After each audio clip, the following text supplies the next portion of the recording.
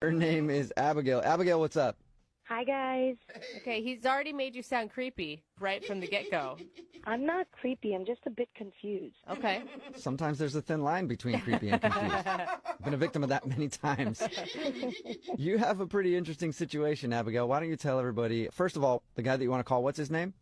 Brian. Brian. And how did you meet Brian?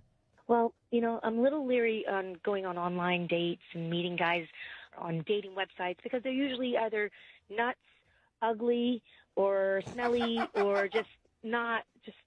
God, it sounds like so many great options. I don't know why you're so upset about this. But, I gave it a shot one more time, and I met Brian.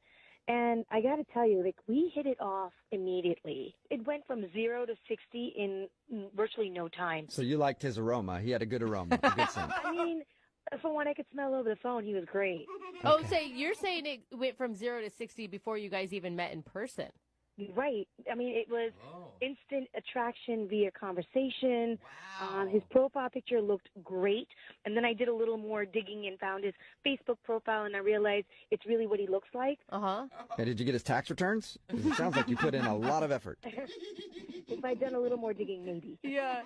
So, I mean, that's a lot of pressure to put on a date when you've been disappointed so many times. Were you worried about that? I was, and that's why I did my due diligence, and we talked for hours.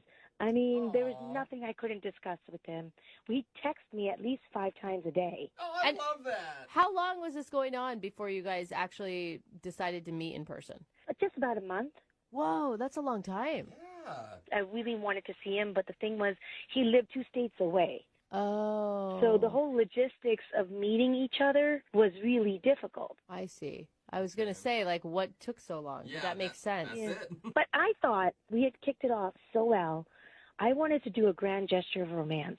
And one night when we were chit-chatting, he was telling me his best friend's birthday was that weekend and where they were going to be and what the plans were. And I thought, wouldn't it be cool if I flew down and surprised him? Whoa, for Yeah. your first meeting? I mean, we had chatted for so long. This was inevitable that one of us was going to fly in to meet the other. But a surprise and just showing up is a whole different ballgame if you don't know him that well yet. But it could, I could see where it could pay off. It could be an amazing thing or it could be really bad. So how was it when you saw him for the first time? I just started drooling. He was so gorgeous. Oh my gosh. Wow. Well, maybe that's why he's not calling you back. You just showed up randomly out of the blue with drool all over you. It's a good point. And how did he react? Was he drooling as well? Was it just a big spit fest? He was kind of taken aback. I basically came up behind him and tapped his shoulder, and he turned around, and he got white as a ghost.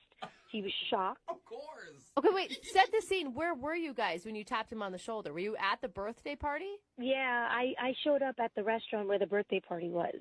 Whoa. Yeah, that's a very bold move. Well, because I didn't know where he lived, so this is the only way I could get in contact with him. So what did he do? After he recovered from the initial shock, did he hug you? Did he kiss you? I mean, the first thing he did was say, "What are you doing here?"